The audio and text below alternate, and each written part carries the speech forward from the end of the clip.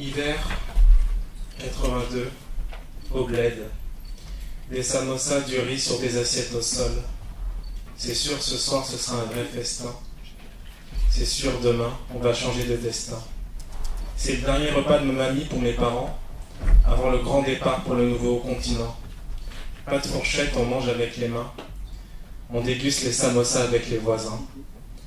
Hiver 2002, maman s'agite avec des papiers pour un ancien voisin du bled sans papier.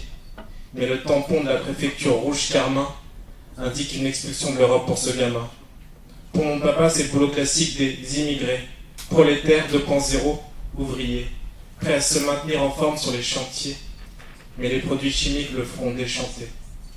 Chômage économique, l'argent rentre moins, et les huissiers veulent donner 3 coups de main. Toc toc toc, c'est qui? Bah c'est la misère, c'est le présent qui m'envoie, je suis son bouc émissaire. Hiver 2022, j'affronte ses fêlures. Mon stylo, c'est mon ami. Avec lui, je fais le mur. Il m'oriente vers des chemins magiques. Wingardium Leviosa! Le slam, c'est fantastique. Faire l'artiste, c'est cool, mais ça remplit pas le bide. Surtout quand les demandes de subsides se prennent des bides. Alors je vais au taf comme un automate. Je crois qu'il y a du seum qui coule sur ma pommade. Mais demain, entretien pour un nouveau boulot. Inch'Allah, ça va schéma, je boirai le seum au goulot. Les mains moites, l'impression d'être un boulet parce qu'à l'oral, je n'ai pas le charisme d'Isabelle Boulet. J'ai regardé au téléentretien sur mon GPS. C'est à peu près 30 minutes d'ici, près du tram Léopold II. C'est le nom du souverain qui a mis le Congo en PLS en coupant parfois les mains des nécessiteux. Heureusement que la tradition ne s'est pas perpétuée et qu'aujourd'hui les mains des Noirs ne sont plus coupées. Parce que ne plus avoir de main, c'est pas très pratique. Surtout quand, comme moi, tu bosses dans l'administratif. Pas condamné à revivre le tonneau des Danaïdes. Je me bats pour que chaque jour ressemble à la Ide. Avec ses émotions, j'ouvre mes chakras. Et j'ai remplacé mon mantra. Main sur le cœur, je crée mon hymne national. On y mentionne les héros qui ne sont pas dans les livres. Pas qu'une banlieue pauvre ou un passé colonial. Mon histoire a une culture et deux rives. Ma culture est dans les mains de ma mamie. Celle de mes blédards, celle de mes amis. Dans mes mains, il y a ma culture aujourd'hui. Parce qu'aujourd'hui est à portée de main. Être humain fabriqué en 90 moins 1, en moins de 2, je t'ai présenté mon ménage à 3, entre 4 1, culture et ciel Mossad. T'inquiète pas, je me consolerai avec des samosas d'ailleurs. D'ailleurs, les samosas sont la 8e merveille du monde parce qu'ils influencent les architectes des pyramides. Donc ma culture est partout et s'auto-féconde. Et ce soir, elle s'envole de sa chrysalide. Être humain fabriqué en 90 moins 1, en moins de 2, je t'ai présenté mon ménage à 3, entre 4 1, culture et ciel azur. Tapement 5 et bienvenue dans ma sous-culture. Oui, bonsoir. Bonsoir à toutes et à tous. Merci beaucoup pour l'invitation, pour le lancement de ce comité Ujamaa.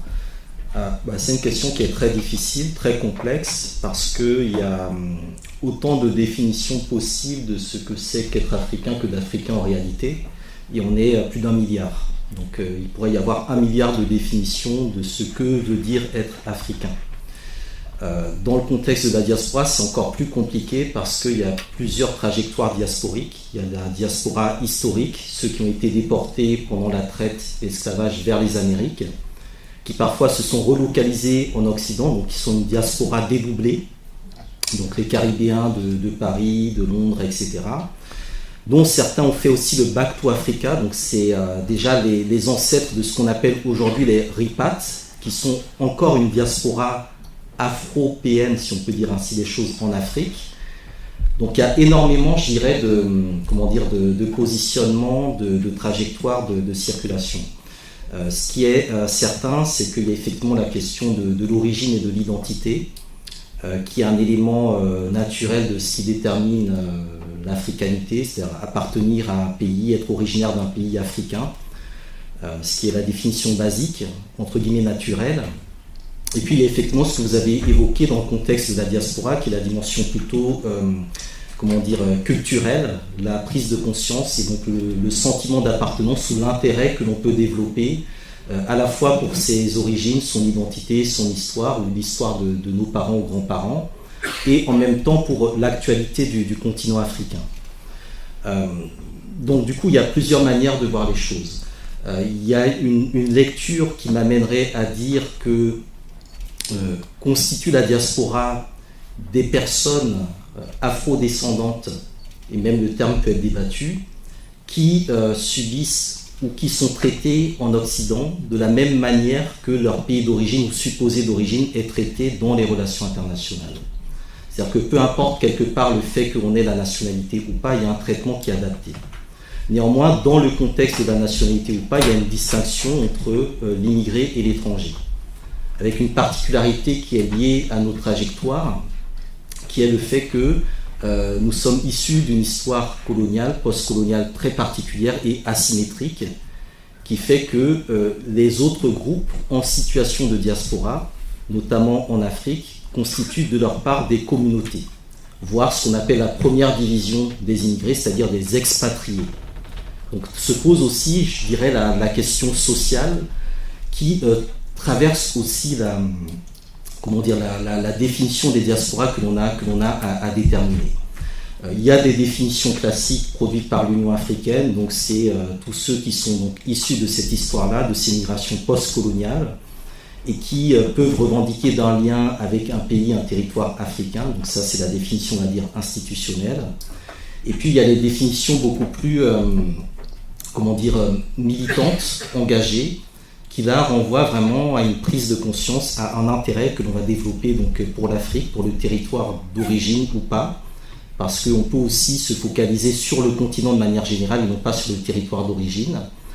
Et enfin, je dirais aussi un croisement d'échelle entre la notion de diaspora, qui est quand même quelque chose d'assez évanescent, d'assez subtil, et la notion de communauté, qui là va être davantage marquée, parce que dans le contexte de communauté, on peut se rattacher effectivement à des territorialités, des juridictions, communautés congolaises, guinéennes, maliennes, marocaines, etc. Alors que le contexte de diaspora, il est beaucoup plus transversal, il est beaucoup plus, fluide que celui de communauté. Donc je pense que c'est vraiment l'un des enjeux de relier les deux notions, communauté et diaspora, et c'est le travail qui est fait effectivement à l'intérieur du panafricanisme qui apporte, je dirais, une autre dimension à la notion de diaspora africaine et de communauté africaine. Donc la communauté par rapport donc, au continent et la diaspora donc, par rapport donc, aux descendants ou aux Africains de l'extérieur. Et c'est par rapport à ça qu'effectivement l'Union africaine avait créé donc, à un moment la diaspora comme 6e région du continent africain, mais c'est une 6e région sans matérialité, sans matérialisation. Il n'y a eu qu'en 2012, il y a eu un sommet Afrique Diaspora en Afrique du Sud, mais au-delà de ça, il n'y a pas eu de matérialisation de ce qu'est cette diaspora d'un point de vue, je dirais, institutionnel.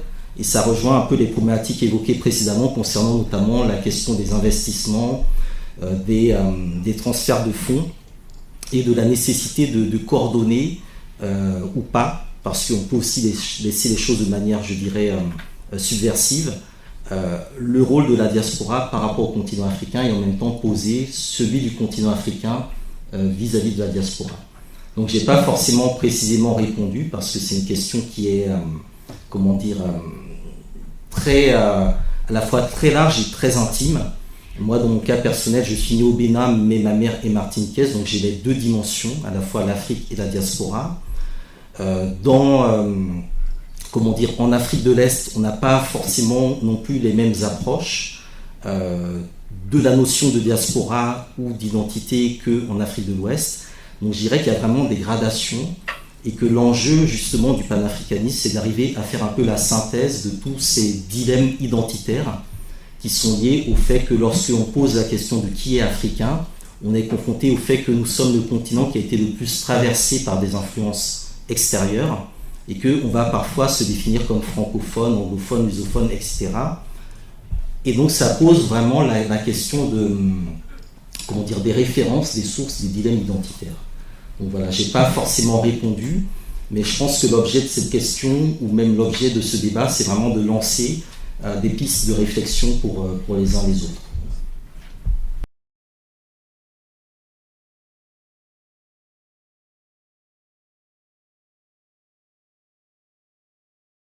Je voudrais d'abord saluer tout le monde.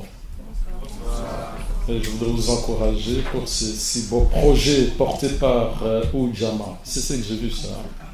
Donc, Ujamaa, ça dit la famille. C'est ce que j'ai ressenti dans les présentations qui ont précédé. Et quant à ce qui concerne, bien sûr, la manière dont vous avez décidé de mener cette activité, je peux dire à M. Barry, je ne sais pas s'il me suit bien, que le rôle que vous vous assignez, je suppose, au travers de votre structure, va au-delà des aspects trop techniques que nous, on peut évoquer comme réponse aux questions qui sont posées. J'avais donc souhaité, mais on a une contrainte de temps, plutôt, peut-être de manière laconique, avoir une approche tout à fait assez large, que pour vous aider, peut-être on le fera par la suite, les mois, les années à venir, à peut-être imaginer la meilleure manière pour vous et pour nous tous d'ailleurs d'intervenir pour le bien de nous tous ici comme communauté, être utile ici, mais également agir de manière assez déterminante pour l'Afrique. J'exagère quand je dis déterminante, mais ça reste possible. Donc pour moi, la question ne se pose pas tellement en termes de défis que vous connaissez bien sur le plan économique, bien sûr, pour l'Afrique, ni encore une simple question qui concernerait ce qu'on va appeler les brain drain, lorsque vous avez quantité d'hommes et de femmes qui quittent l'Afrique, qui viennent ici, la plupart des fois pour de multiples raisons, mais ça pourrait peut-être nous permettre de dire on a perdu des hommes, des femmes qui sont des bras, qui auraient pu constituer de véritables facteurs de production dans les pays du Sud et permettre d'améliorer, n'est-ce pas, les structures, à l'occurrence l'entreprise et toutes les activités productives. Mais c'est trop technique. Et donc pour moi, la question fondamentale, vraiment par rapport au rôle que vous assignez, c'est plutôt de comprendre le niveau du développement institutionnel en Afrique, parce qu'il détermine largement les contraintes auxquelles sont confrontés les Africains, que ce soit sur le plan politique, sur le plan économique ou sur le plan social. Je ne vais pas en faire long, donc ce n'est pas toujours un échec ni une perte quand vous avez des Africains qui viennent par ici. Au contraire, il ne faut pas rester cloisonnés sur ce continent, il faut bouger. Alors, les raisons multiples qui nous amènent ici, il y en a qui viennent pour les études, il y en a qui viennent parce qu'il y a eu des conditions de conflit majeurs, il y en a qui viennent pour d'autres raisons. En tous les cas, la performance, c'est que nous puissions nous tous acquérir de l'expérience et des compétences. Et que ces compétences nous permettent aussi bien d'agir sur place ici, mais également là-bas. Si on fait, l'historien le dira mieux que moi, les temps coloniaux ont été des moments difficiles où des hommes et des femmes ont été évidemment forcés, utilisés comme de bêtes, de sommes. Et donc on a déforcé l'Afrique à ce moment-là d'un facteur majeur pour nous les économistes, pour assurer un niveau de production depuis la nuit des temps. Et il faut combiner les facteurs. On n'a pas appris ça seulement à l'école ici, mais nos ancêtres aussi avaient l'habitude d'avoir des hommes, des femmes courageux qui travaillent, mais ils ont également intégré des techniques de manière, on va dire, peut-être pas comme ici, mais ils avaient des techniques de production. Quand je vais chez moi au village, je vois que ma grand-mère, elle sait toujours faire des choses de manière exceptionnelle pour améliorer la rentabilité, n'est-ce pas, de son activité agricole. Il va sans dire qu'il y a des hommes et des femmes qui étaient parmi ce qu'on aurait pu qualifier des hommes et des femmes solides et qui ont été arrachés à l'Afrique. Cela a conduit tout naturellement à une déperdition en termes de moyens sur le bien du facteur humain, facteur travail. À l'heure d'aujourd'hui, on aurait tort de considérer que l'immigration représentait forcément une perte en termes de facteurs de production, parce que vous venez pour apprendre, détenir des compétences, et même ceux qui ont fui d'une manière ou d'une autre, ils finissent par acquérir des compétences utiles, à comprendre le fonctionnement du monde. Et donc, à être doté, à mon avis, davantage de capacités que pour pouvoir être utile, encore une fois, ici et là.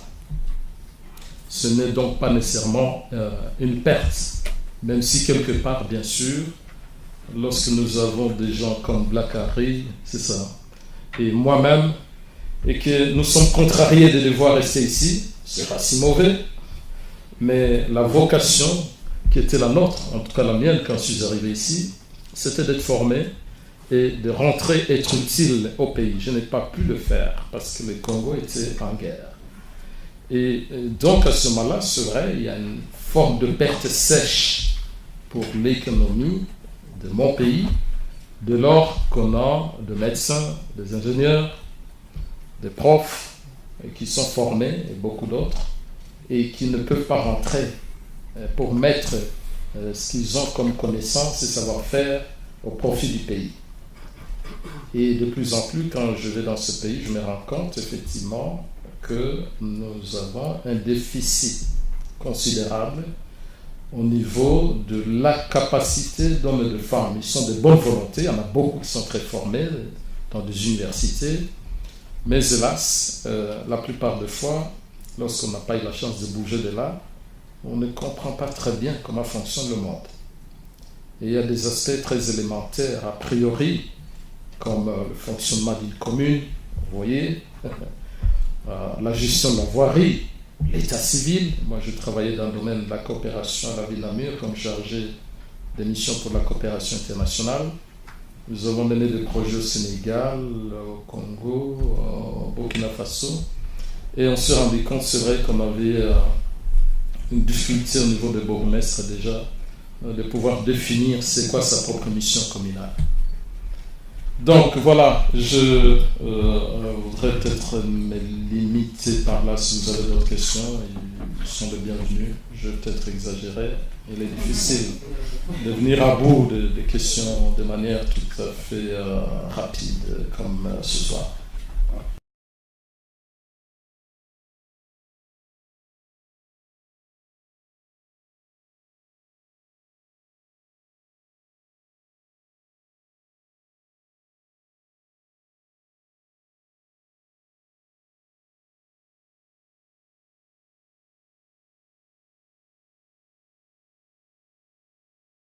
Bon, si on prend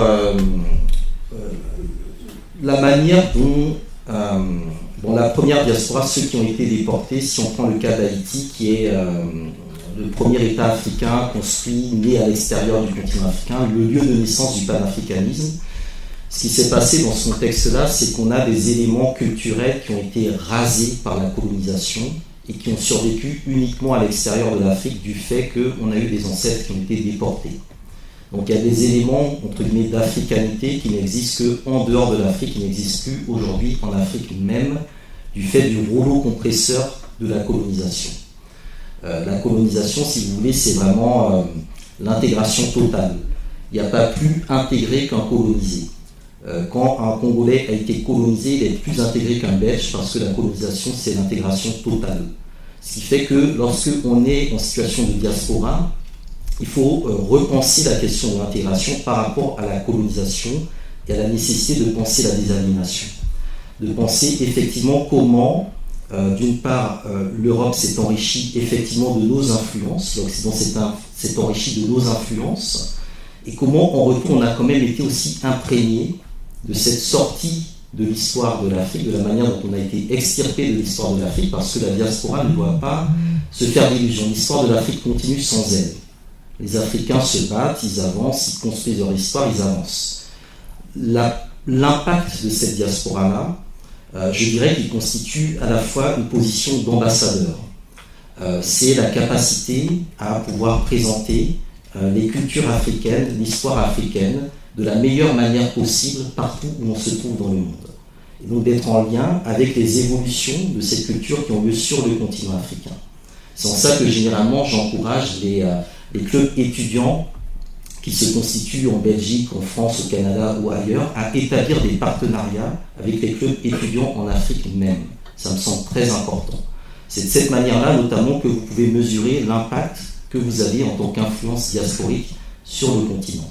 Faire dialoguer les jeunesses ici et les jeunesses là-bas sur des canaux qui sont strictement contrôlés par nous-mêmes et pour nous-mêmes. Ensuite, dans cet impact-là, il y a évidemment, je dirais, à la fois l'image que l'on donne du continent africain. Nous sommes une vitrine de ce qu'est l'Afrique, et en même temps, nous pouvons être vus comme des représentations de réussite du fait de l'extraversion historique du continent africain, qui fait croire qu'on ne peut réussir qu'en quittant l'Afrique. Donc du coup, il y a vraiment un positionnement qui est, je dirais, beaucoup présent dans l'image et dans la représentation. Après, en termes d'impact concret, il y a eu un certain nombre de traditions de retour en Afrique, ou de lien avec l'Afrique, ou de développement de l'Afrique depuis l'Occident, qui ont été portées par différentes traditions, dont la plus connue est celle évidemment de Marcus Garvey, qui pour moi joue un rôle très important dans, je dirais, l'autonomisation des relations entre la diaspora et le continent africain. Ce sont des réseaux qui aujourd'hui existent, qui sont aujourd'hui très convoités par tout ce qui relève notamment de l'économie des transferts de fonds, qui sont également très discutés dans l'économie du développement. Donc tout ça aussi, ce sont des points, je pense, qui peuvent être posés sur la table. Et le dernier élément, je dirais, c'est tout ce qui relève aussi des influences culturelles, des influences spirituelles, et aussi des formes de sociabilité que l'on peut voir dans, je dirais, l'époque des nouvelles technologies, où finalement, être ou pas sur le continent n'a pas tant de sens, parce qu'il y a des réseaux qui permettent, je dirais, de connecter en un clic et le continent et la diaspora. Donc, c'est un peu les points que je retiendrai de manière un peu schématique, mais l'impact des influences diasporiques en Afrique depuis donc les premières migrations, il faut vraiment la mettre en relief avec la manière dont l'Afrique elle-même a impacté le monde. Est-ce qu'il y a un jeu à somme nulle ou pas? Est-ce que l'Afrique a davantage été influencée, impactée par ces diasporas ou le contraire?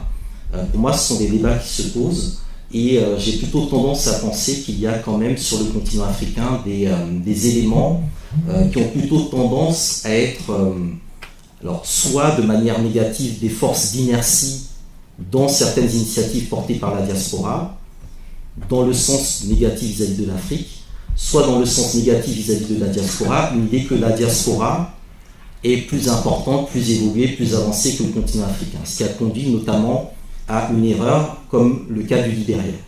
Donc des deux côtés, il y a une mise à niveau qui doit se faire, et moi je me situe plus dans ce pont, dans cette mise à niveau dont Malcolm X parlait, en disant que le plus important, c'est vraiment d'établir un pont entre, donc à l'époque, les 22 millions de Noirs américains et les Africains du continent, pour justement avoir dans ce pont-là le critère, l'indicateur de mesure d'influence. Donc pour moi, la question que vous posez, elle amène en fait à me rendre compte que nous avons besoin de nos propres indicateurs d'influence pour mesurer justement ces éléments-là. Et des indicateurs qui soient autre chose que de savoir combien de dollars on a envoyé par Western Union, ou combien, je dirais,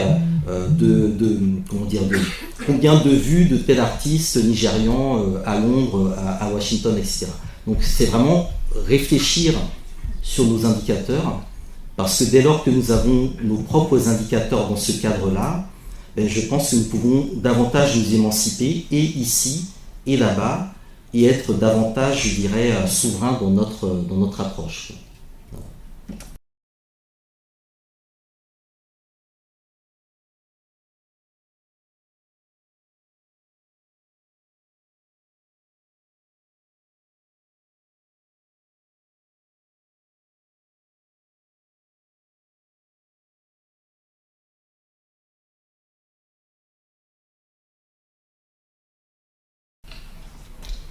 Donc vous parlez des transferts qui sont réalisés par les migrants. Il n'y a pas que les Africains, bien sûr, c'est tous les migrants à travers le monde qui font des transferts vers leur pays d'origine. Mais la question fondamentale, est-ce que, effectivement, ce fonds, la plupart des fois, beaucoup plus important que les fonds de la coopération internationale, est-ce qu'ils produisent des résultats concrets en matière ou en termes de génération d'activité économique?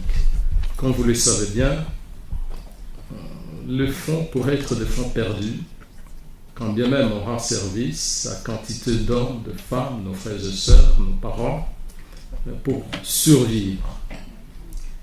Donc, à ce niveau-là, bien sûr, on ne peut pas transformer un pays, parce qu'on est dans une forme d'économie de survie. Il va sans dire que la capacité, c'est peut-être le rôle que vous allez jouer demain, aujourd'hui et demain, c'est de faire en sorte de structurer le transfert et de les organiser autour de véritables projets d'investissement. Comme vous le savez bien, après la Deuxième Guerre mondiale, vous avez le plan Marshall ici, le pays développé les sont devenus fondamentalement par l'entreprise. Alors, c'est vrai que l'entreprise elle-même, pour se développer, a besoin d'un effort considérable de l'État lui-même en tant qu'acteur majeur. Et donc, si on veut que ces fonds servent réellement de moteur, tant soit peu, pour l'activité économique dans le Sud, il faut créer un cadre de gouvernance capable d'absorber ces fonds et de donner des chances à ce qu'ils pensent pouvoir investir au niveau de l'entreprise. Autrement dit, il n'y a pas de miracle si on considère qu'il suffit de faire de vases communicants et vous avez des fonds qui quittent le Nord mobilisés par qui que ce soit au travers de la coopération, que ce soit par le fils et le fils des immigrés ou des Africains, des immigrés qui sont ici, que ce soit même par le biais des institutions de Bretton Woods, à savoir la Banque mondiale, le Fonds monétaire international. Il ne suffit pas d'engager des transferts de fonds que pour obtenir des résultats, parce que l'histoire en matière de développement nous a montré que les politiques d'ajustement structurel ont été un échec, que le fonds, les capitaux qui ont été mobilisés et dont on a pensé qu'ils allaient permettre aux pays du Sud de se développer, ont été détournés. Nous étions essentiellement au niveau de plusieurs pays en Afrique dans des régimes dictatoriaux. Et donc, à l'heure d'aujourd'hui, le même problème se pose. Même si vous étiez structuré et que vous avez l'idée de mener de véritables projets d'investissement, ce qu'il faut saluer, c'est une bonne chose. Mais je voudrais vous dire que l'entreprise et l'investissement a des chances de se développer là où les climats, comme on le dit, des affaires est réel. En d'autres termes, s'il n'y a pas de bonne gouvernance dans ce pays-là, la plupart des efforts qui sont mobilisés, il faut le faire malgré tout, ne peuvent pas produire de véritables résultats. Voilà pourquoi, lorsqu'on m'a suggéré de répondre à ces questions, j'ai dit, je crois que ce qui est très important, c'est de discuter avec vous de la question institutionnelle dans les pays du Sud. Et de vous dire, pour moi, la meilleure manière, c'est d'être le plus structuré à votre niveau. Tout le monde n'a pas la vocation, n'est-ce pas, de la charge politique, mais moi je considère que ceux qui ressentent l'envie de le faire, ils doivent être déterminés et aller dans une forme d'école que j'appelle une école de la gouvernance et qui intègre la culture africaine de telle manière à ce que de tout ce que vous avez accumulé comme expérience ici, de vos savoir-faire sur le plan scientifique, académique, professionnel, vous puissiez vous engager sur le plan politique et donner notre visage de la classe politique africaine. C'est un échec. Encore aujourd'hui, la plupart des gens qui gouvernent n'ont pas de véritable ambition pour leur pays. Ils ont du mal, bien sûr, à engager de véritables réformes sur le plan législatif. Et par conséquent, la plupart des projets qui sont menés là-bas laissons en toute incohérence. L'économie apprécie ce qu'on appelle les effets d'entraînement. On ne peut pas obtenir ces effets lorsque vous avez des États moribonds qui dysfonctionnent en termes de règles et où vous avez à la tête de ces États ce qu'on appelle des hommes et des femmes politiques, présidents et ministres, et que nous-mêmes, nous avons érigé quasi en monarque. Nous avons un semblant de démocratie en Afrique, mais en réalité, ce sont des pouvoirs par trop autoritaires.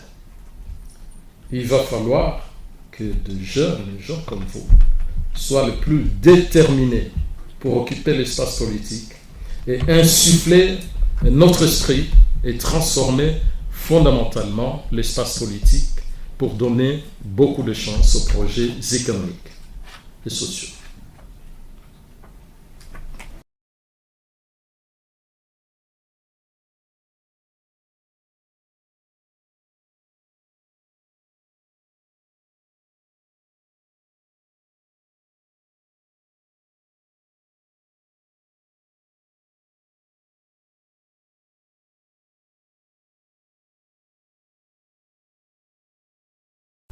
En fait, il y a plusieurs enjeux. C'est-à-dire qu'il y a une question qui est liée au système universitaire africain, donc la compétitivité ou la capacité des universités africaines à retenir justement ceux qui veulent faire notamment des troisième cycles. On est le continent dont la population qui sort du continent est la plus diplômée au monde, pour faire le lien avec ta toute première question. Les Africains aux États-Unis, c'est la communauté la plus diplômée de tous les étrangers aux États-Unis. On a des cerveaux brillants partout dans le monde. On est quelque part l'équivalent de l'Inde, mais bon, à des proportions différentes. Et tout ça, effectivement, se fait dans des systèmes qui ne pensent pas des solutions par rapport à l'Afrique. Donc il y a un premier travail à faire qui est effectivement la capacité des intellectuels, des chercheurs, ou des universitaires africains à opérer ce que Amilcar Cabral, à une certaine époque, appelait le suicide de classe. Donc être capable de renoncer à certains privilèges que l'on obtient dans un certain système pour, contribuer au développement de son pays. Donc ça, c'était un peu les problématiques que se posaient nos parents, grands-parents dans les années 60 au moment des indépendances, où nos États avaient besoin d'ingénieurs, de scientifiques, de professeurs, etc. Donc c'était ceux qui rentraient en Guinée, qui partaient au Congo, etc. Puis l'état de nos pays, de nos États, des ajustements structurels font que tout ça s'est effondré. Et qu'on est rentré dans des approches très individualistes qui font que la question des retombées, elle est de deux niveaux. Et il y a des retombées, je dirais, qui s'inscrivent dans des logiques de trajectoire familiale et individualiste, qui sont, je dirais, des retombées qui peuvent avoir des effets importants sur les questions d'éducation, de santé, de scolarisation. Et il y a des retombées plus importantes qui, là, en fait, nécessitent de la structuration lorsque une communauté dans la diaspora se structure pour financer un vrai projet communautaire dans un pays, une région, une ville, une localité africaine, ça apporte vraiment de la plus-value. Il y a un effet transformateur. Donc pour moi, l'un des enjeux en termes de retombées, c'est dans quelle mesure effectivement on apporte des dynamiques de transformation des réalités sociales des populations. Je prends souvent l'exemple par exemple de la famille Dja qui est rentrée au Bénin. Eux ils se sont tournés vers l'agroécologie qui est par exemple un secteur très important, très intéressant, en s'inspirant du centre Sonrail, et ils l'ont lié par exemple à de l'enseignement. Donc au départ ils avaient 6 enfants qui venaient dans leur école, aujourd'hui ils en ont une centaine. Et en mettant en place ce centre-là, ils ont touché davantage de monde en ayant une utilité sociale.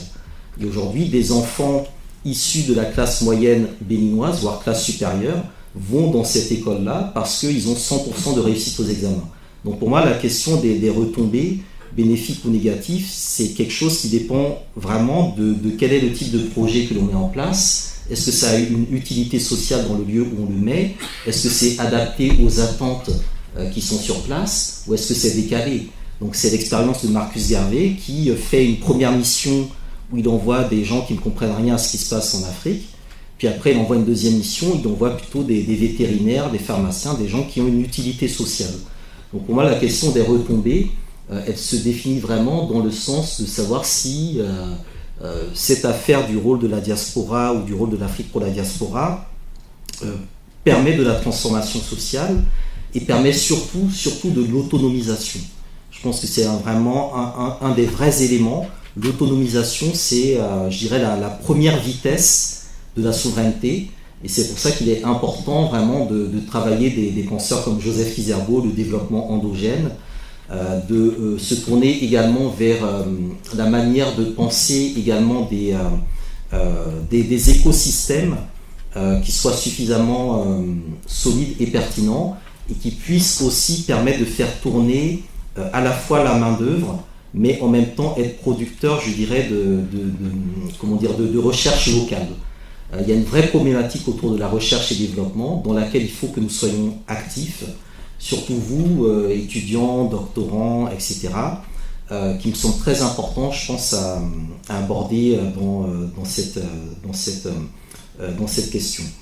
Après, sur le volet plus macro, bon, évidemment, il y a des retombées, il y a de l'argent qui est investi, il y a de l'économie qui tourne, mais ce n'est pas forcément de l'économie qui est maximisée dans le sens, je dirais, du développement, mais ça, je pense que le professeur saurait davantage développer ce point-là.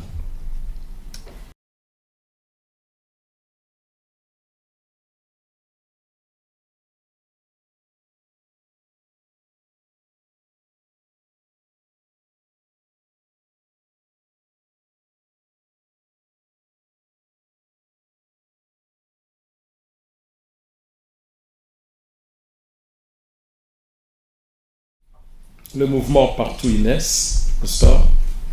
Que ce soit donc celui auquel vous faites allusion, ou ce que vous venez d'entamer ici. Le plus déterminant, ce sont les objectifs qui sont fixés pour toute organisation. Okay?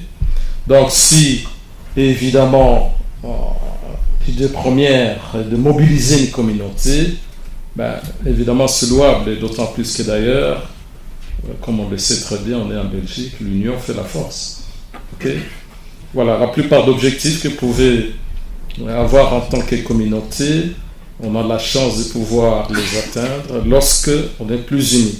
Alors pourquoi plus unis? Parce que pour atteindre les objectifs, il faut mobiliser des moyens, il faut de l'intelligence.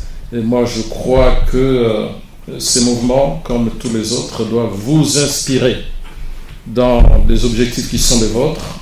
Et en règle générale, il faut dire qu'un mouvement n'est efficace que s'il est réellement structuré sur de vrais objectifs et donc de moyens. Voilà, je n'ai pas beaucoup de choses à dire. Vous savez, le panafricanisme, qui en est un des grands chantres, il peine à décoller en Afrique. Et pourtant, l'idée, n'est-ce pas, est louable et noble. Pour la bonne et simple raison que parfois, effectivement, il n'est pas perçu de la même manière sur les continents et qu'en réalité, il se pose souvent une contrainte de structure et la plupart des fois, les objectifs ne sont pas clairement définis. Alors, il faut se donner le moyen, bien sûr, à ce niveau-là. J'entends que de plus en plus, nous avons des étudiants qui ont travaillé effectivement sur des mouvements comme Yanama au Sénégal et le panafricanisme. Et un des gros problèmes qu'on relève souvent, les acteurs semblent plus ou moins parfois perdus parce qu'ils n'ont pas défini clairement les objectifs. Et ils n'ont pas accepté, surtout en ce qui concerne toute l'Afrique, le panafricanisme, de coordonner en tout cas le sous-groupe qui existe quelque part. M. Laurent Gbagbo est rentré après l'AE. Beaucoup de gens pensaient, l'ancien président de la Côte d'Ivoire, et beaucoup de gens pensaient qu'à ce moment-là, il aurait pu être un vrai symbole que pour réorganiser les grandes idées de panafricanisme du temps de Kwame Nkrumah, c'est ça? Toi qui connais bien l'histoire. Mais évidemment, encore une fois, je m'arrête par là, les contraintes géopolitiques, les ambitions des uns des autres. C'est vrai que quand on intègre un mouvement, il reste vrai, depuis de ce que vous avez dit. Votre papa vous a dit pourquoi vous allez étudier en Belgique. Hein? Vous n'allez pas changer le monde, mais ça reste vrai qu'il faut avoir l'ambition personnelle. Okay? Parce qu'en règle générale, lorsqu'on n'a pas d'ambition personnelle, il est difficile de servir l'intérêt général. Okay? Donc moi j'entends qu'au niveau de tout ce mouvement-là, la plupart des fois en Afrique, par expérience, moi qui pars souvent là-bas travailler sur le projet, mais je me rends compte que le mouvement s'auto-neutralise parce que la plupart des fois ils sont récupérés par des acteurs politiques.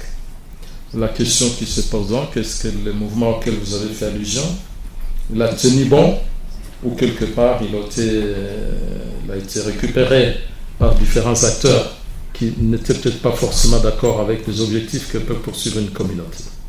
Voilà, ça reste le grand défi pour tout le mouvement.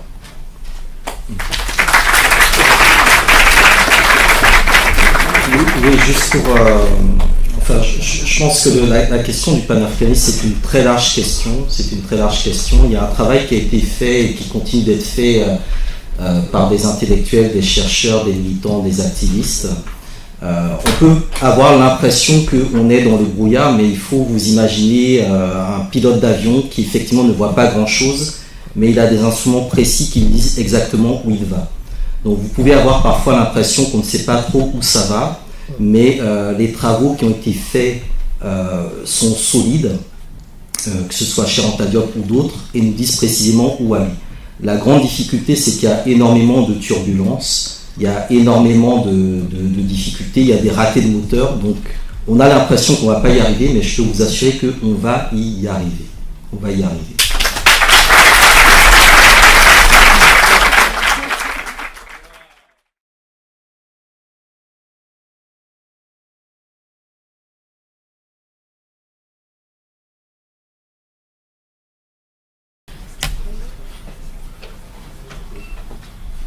Bonjour à tous, donc je me présente Chiloubou. Donc merci aux chers intervenants. Donc c'est vraiment un honneur de vous rencontrer et vraiment vos réponses aux questions m'ont beaucoup édifié.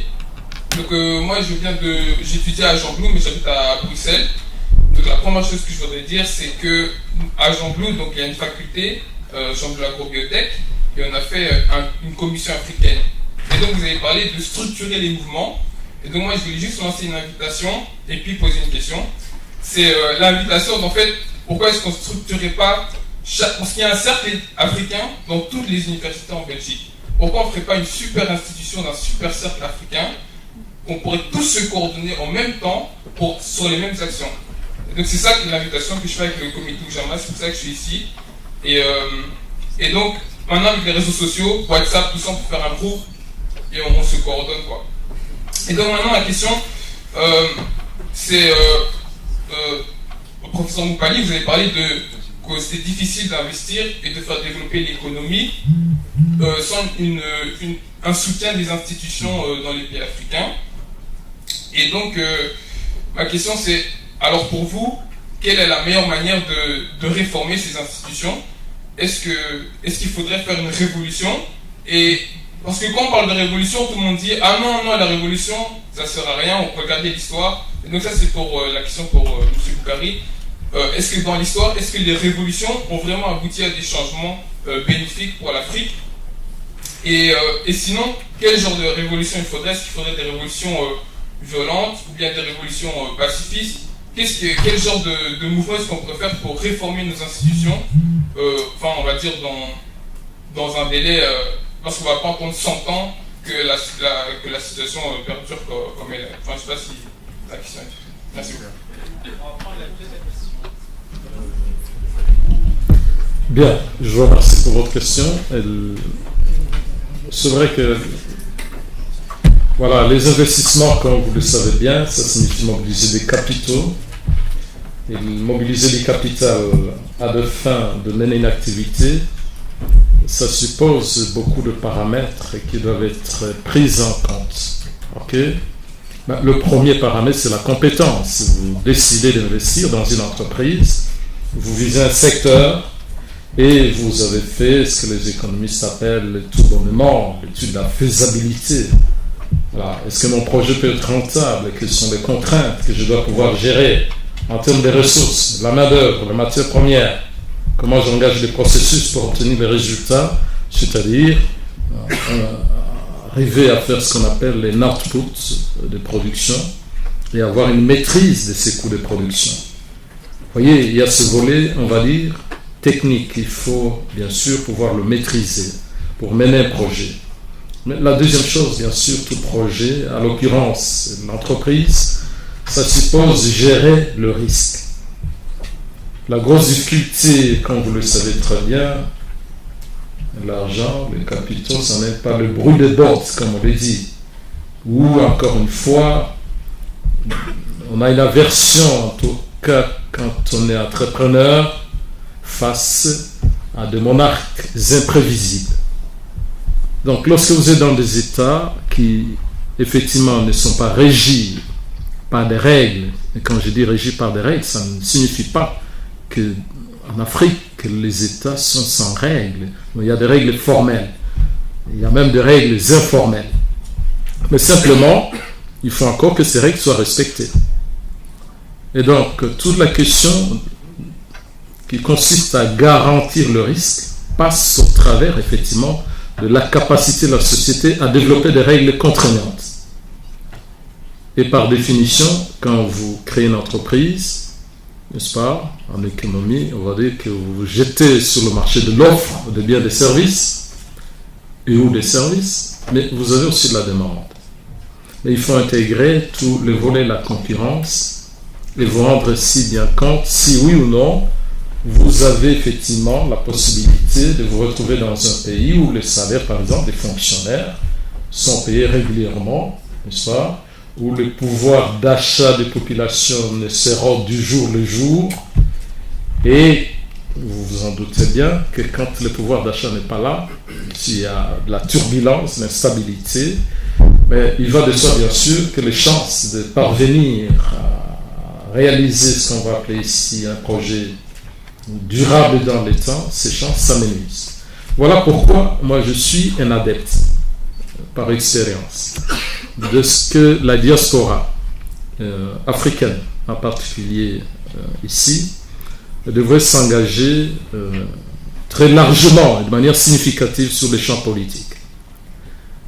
Parce que les champs politiques, quand on les quitte, on laisse la place à des quantités d'hommes et de femmes qui sont dégoûtants. Et si vous êtes dégoûté, vous partez.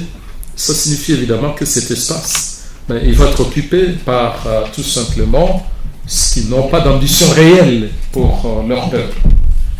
Est-ce que la révolution s'impose? Dans le contexte actuel, il va sans dire que le monde en réalité est devenu un village. Des combats de transformation des champs politiques dans le pays du Sud peuvent être menés ici comme on peut le mener sur place là-bas. En tout état des causes, que ce soit ici, je ne sais pas s'il y a des Congolais ici, moi j'en suis un. Donc, je me rends compte que vous avez sur Bruxelles, ça a chahuté en catastrophe, mais ça s'appelle de Bana Congo. Ok? Ils étaient tellement déterminés et ils voulaient en découdre avec l'ancien régime. Mais ça ne signifie pas qu'en réalité, ils étaient de grands acteurs qui avaient une vision de pouvoir s'impliquer et d'être de véritables agents qui transforment la société. Mais ils ont posé des revendications et ces revendications, à un moment donné, ont fait écho tant au niveau national qu'international. Il faut mesurer les résultats, mais je crois, c'est vrai qu'à un moment donné, ils en ont obtenu et ils ont poussé, je pense, le régime du passé à ne pas être tenté de se représenter, même si le président Joseph Kabila, à un moment donné, avait organisé ce qu'on appelle les glissements politiques. Okay? Mais quoi qu'il en soit, il n'a pas pu se représenter pour un troisième mandat. En l'occurrence, lorsque vous êtes ici et que vous pensez vraiment que l'Afrique peine, et c'est vrai, il y a de très bonnes choses là-bas qui sont réalisées, ce serait une erreur de considérer que les Africains qui sont là, ils échouent en catastrophe. Non, c'est vrai, vous avez des jeunes comme vous qui entreprennent et qui réussissent. Mais à côté de millions de gens qui vivent dans la misère et la pauvreté, on est loin du compte. Et donc, il faut organiser l'espace politique pour mobiliser l'ensemble d'énergie, de forces capables de transformer sur le plan politique, économique et social, n'est-ce pas, nos pays d'origine. Je termine en vous rappelant qu'on est actuellement une recrudescence de coups d'État en Afrique. Ils sont menés par des jeunes, presque comme nous, vous. Moi, je commence à être vieux. Mais lorsque vous vous rendez compte de ce qu'est le parcours de ces jeunes qui vient de mener une sorte de révolution au Burkina Faso, le pays de Thomas Sankara, ou bien M. Goïta au Mali, et toute la résistance telle que le Malien l'organise jusqu'à ouvrir le front, n'est-ce pas, presque au sein du système des Nations Unies, en essayant de démontrer la responsabilité de la France dans l'échec à pouvoir combattre, on va dire, les groupes extrémistes.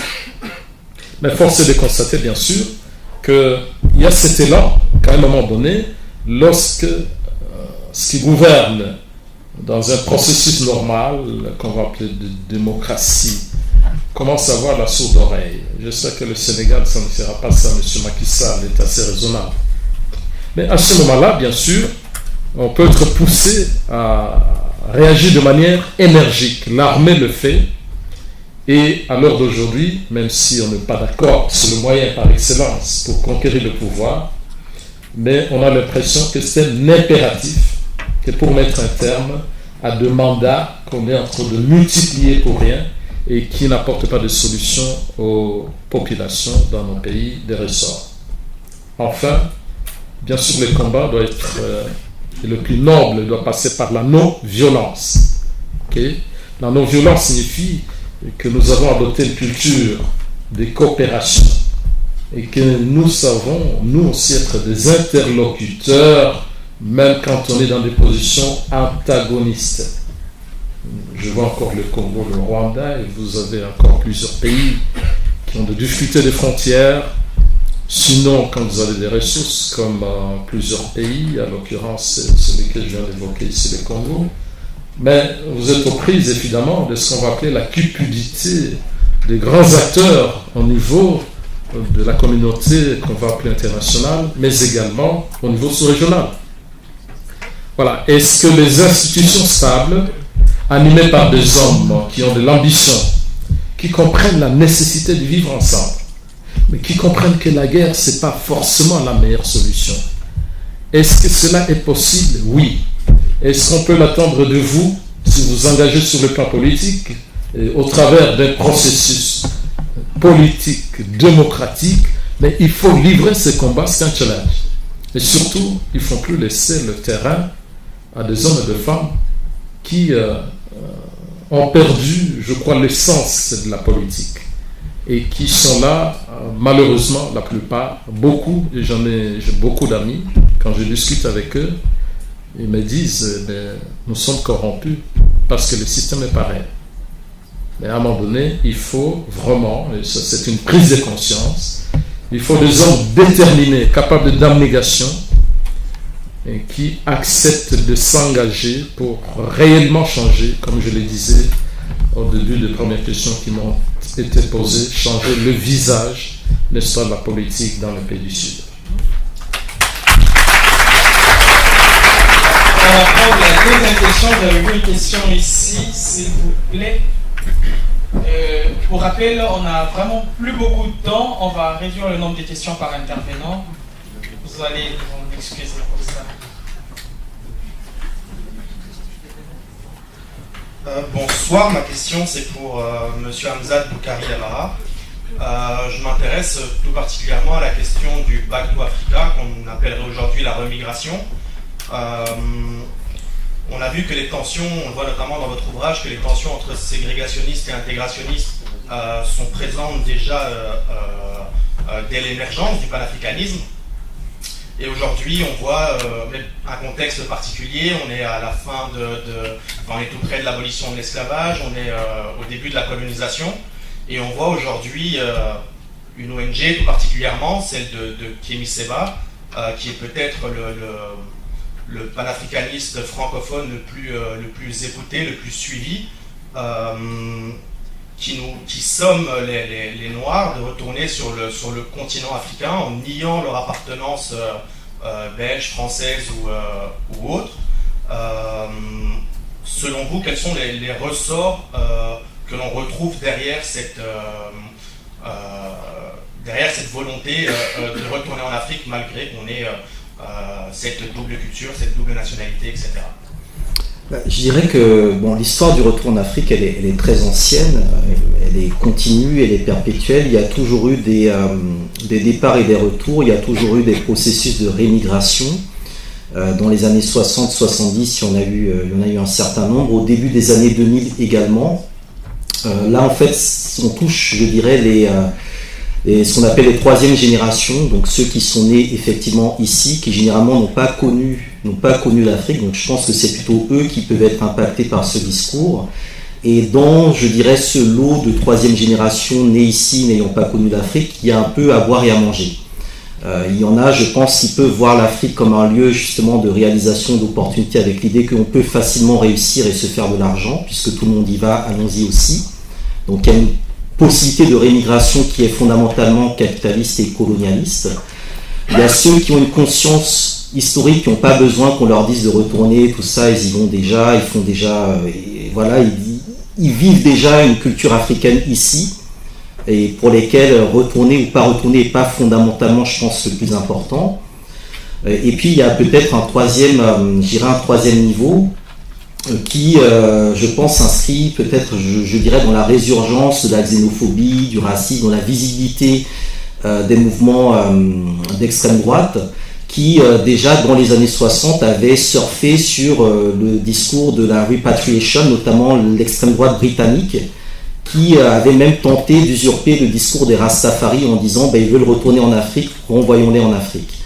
Donc du coup, tout ça aussi, je pense, ça correspond à des sociologies différentes, ça correspond à des lignes politiques parfois contradictoires, mais qui peuvent se retrouver sur des apparences, je dirais, de sophisme.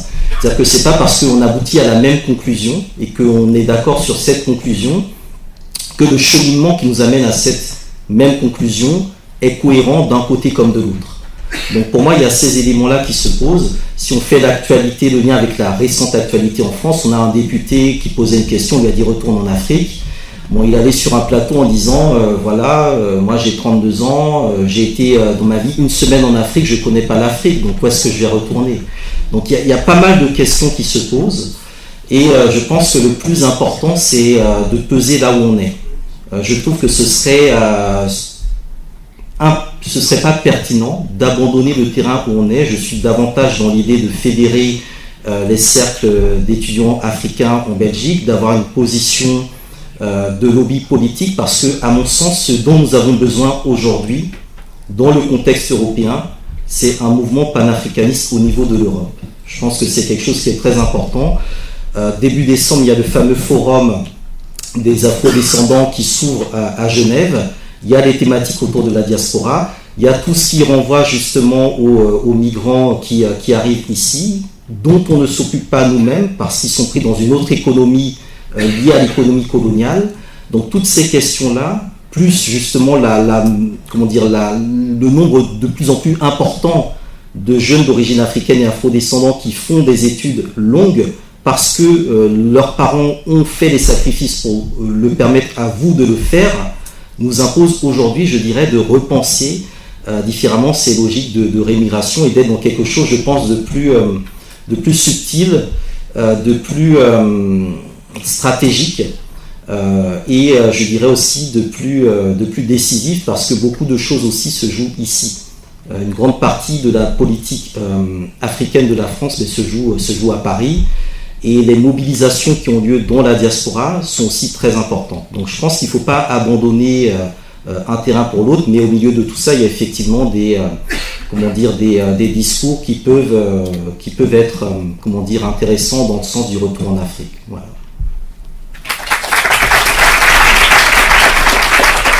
On va prendre une prochaine question. Bonsoir, une question pour le professeur.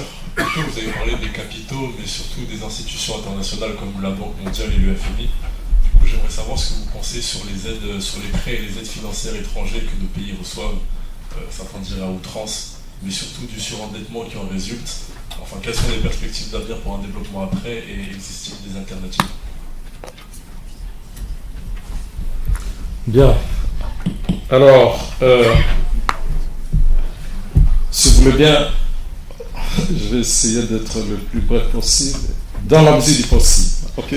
Mais c'est une question fleuve qui pose la question effectivement du financement des économies des pays du Sud. Ok? Et comme vous le savez très bien, nous sommes tributaires des aides qui ont été formalisées, n'est-ce pas, au lendemain de la Seconde Guerre, et simplement parce qu'on était dans un contexte effectivement de la guerre froide, et que le président Truman aux États-Unis avait considéré que pour obtenir l'alignement des pays du Sud, il fallait évidemment répondre à leurs soucis de développement. Il n'y avait pas d'infrastructures suffisantes dans les pays du Sud, c'est encore le cas aujourd'hui. Et la question de l'aide au développement est partie plus ou moins de cette, on va dire plus ou moins préoccupation, n'est-ce pas, d'un responsable de la grande puissance. Et donc la finalité, en réalité, c'était pour contrecarrer, n'est-ce pas, l'avancée de l'ancienne puissance soviétique dans les pays du Sud. Ce qui signifie très rapidement que ce n'est pas des bons cœurs ou par charité que ces aides ont été conçues. Il est tout évident, bien sûr, que les institutions de Bretton Woods, la Banque mondiale, le Fonds monétaire international, répondent à des impératifs, n'est-ce pas, de développement, pas seulement des pays du Sud. Les pays les plus endettés sont les pays riches. Et nos pays les sont, malheureusement, parce que ils étaient gouvernés fondamentalement dans les cadres de ce qu'on va appeler des systèmes dictatoriaux. Et un des gros problèmes, effectivement, qui se posent lorsque je vous ai dit qu'ils ne sont pas des vases communicants, il ne suffit pas de mobiliser du capital, de faire passer ça dans des vases, ça arrive au Sud, on a les résultats, parce qu'il faut prendre en compte les réalités internes en matière de gouvernance. Okay? Donc, on a beau mobiliser des capitaux, que ce soit des capitaux publics privés ou dans les cas multilatérales, lorsque vous n'avez pas du répondant en termes de structuration de l'économie qui repose sur des règles formelles, vous avez un contrôle qui se fait pour ces capitaux, la nécessité de vérifier si les politiques sont menées, au niveau notamment du cadre multisectoriel, à savoir l'ensemble des ministres que nous avons les uns les autres dans leur pays, que pour pouvoir contrôler l'effectivité de l'usage de ces fonds. Donc, malheureusement, ces fonds ont été engloutis dans des poches de tous ces dictateurs et que vous le savez très bien, la corruption est un facteur majeur négatif pour le développement de l'Afrique. Il faut donc, à mon humble avis, lorsqu'on veut que ces dettes que nous pouvons contracter, ça reste normal de contracter les dettes. Mais il faut que cela se fasse, bien sûr, dans un cadre où on ne dilapide pas finalement ces ressources, où on les oriente exactement vers des projets productifs, ou alors vers des investissements qui peuvent être des investissements publics qui soutiennent l'activité privée. Si tel est le cas, ça voudrait dire effectivement qu'à ce moment-là, nous avons besoin d'emprunter. On n'a même pas encore emprunté assez. Il ne faut pas en avoir peur. Mais surtout, nous avons besoin des règles et d'une gouvernance responsable pour que l'endettement nous aide à mener de véritables projets de développement dans les pays du Sud. Mais je voudrais dire en dernier lieu,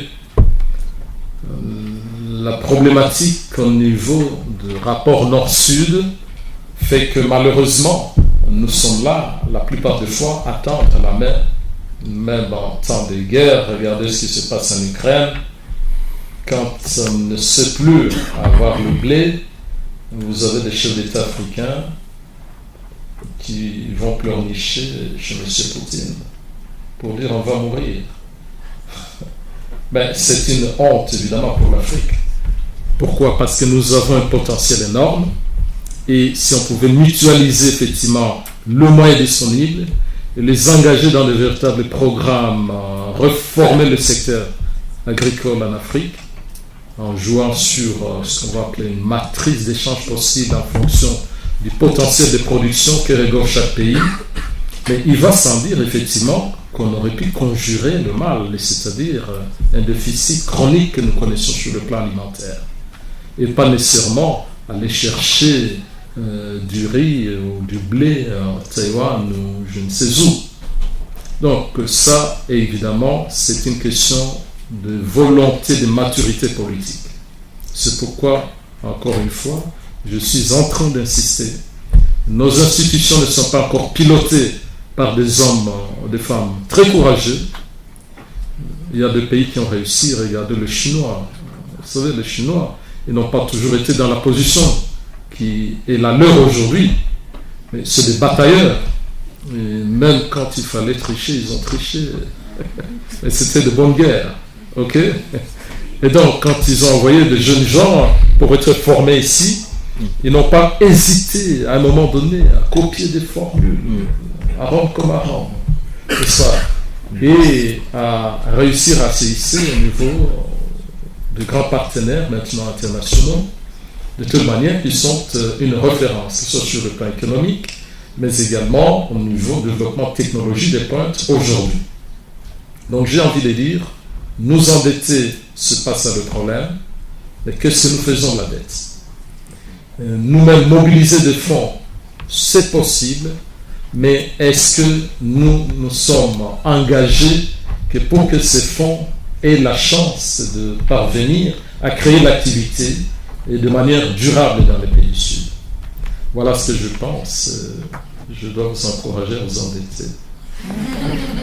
Mais il ne faut pas mourir de dette. On a 3 dernières questions. Une question là, une ici et une dernière par là.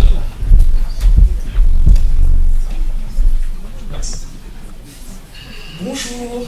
Alors moi j'ai une question pour Monsieur Boukari. Vous nous avez parlé tantôt d'un phénomène réel, celui de retrouver des racines africaines, des bribes d'histoire, une culture en tout cas plus authentique hors du continent africain suite par exemple aux déportations à l'époque coloniale ou à l'époque esclavagiste. Alors pour autant, je sais que beaucoup de reproches sont faits aujourd'hui à la diaspora africaine d'aimer se définir en tout cas son identité, son histoire par rapport par exemple à l'histoire des Afro-Américains. Alors finalement, y a-t-il un abus de la part des Afro-descendants que nous sommes, de la diaspora africaine occidentale, à assimiler son histoire au final à celle des Afro-Américains? Au contraire, faut-il continuer de s'intéresser à cette histoire afro-américaine afin de renouer au possible avec l'histoire africaine, enfin l'histoire du continent africain? Comment ne pas glisser vers cette pente dangereuse où certains afro-descendants à tort voient leur identité mixée à celle des afro-américains et qui, si je ne m'abuse, en plus, ces afro-américains ont eux-mêmes déjà un problème identitaire? Donc,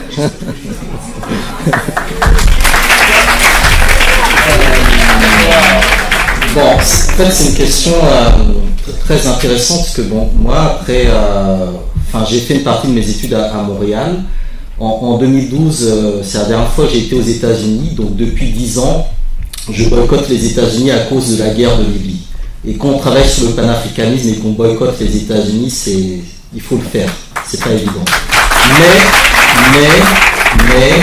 Mais la semaine prochaine, je vais à Philadelphie après 10 ans.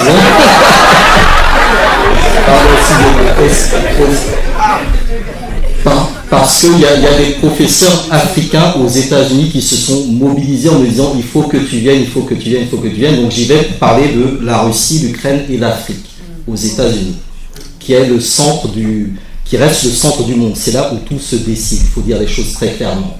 L'impérialisme, le centre, tout part de là-bas. Et donc à un moment, il faut effectivement aller là-bas pour poser des questions. Juste avant, demain, je pars au Venezuela pour la Foire internationale du livre qui est consacrée à l'Afrique. parce que dans ce continent américain, il y a plusieurs formes d'africanité. Et tout le monde conteste effectivement aux Afro-Américains, qui sont le produit de l'impérialisme américain, une certaine domination, une certaine hégémonie dans l'histoire des Noirs. D'où le fait que Black Lives Matter se voit comme étant le seul mouvement noir du monde, etc., alors qu'en réalité, il ne représente qu'une minorité des luttes.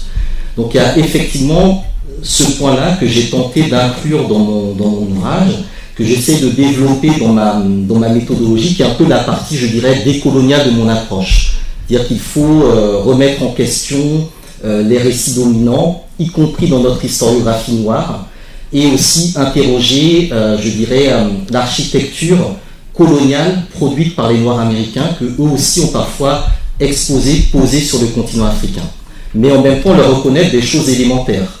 S'il n'y avait pas les Afro-Américains, je ne suis pas certain que beaucoup de monde connaîtrait Cheikh Anta Diop comme on connaît aujourd'hui. C'est très important, parce que le seul lieu où il est vraiment vénéré, c'est à Atlanta. Il y a une journée Cheikh Anta Diop. Il y a son nom à l'université de Dakar, mais il n'est pas enseigné. Donc les Molefi Asante, tous ceux qui ont travaillé sur l'afrocentricité, ceux qui ont créé Kwanzaa, Molana, Karanga, etc., qui aujourd'hui sont des fêtes afro-américaines qu'on commence à fêter en Afrique, ça pose justement des questions sur, voilà, et évidemment le gros morceau, Black Panther, Wakanda, Woman King, etc. Quelle est cette lecture afro-américaine de notre histoire en tant qu'Africains?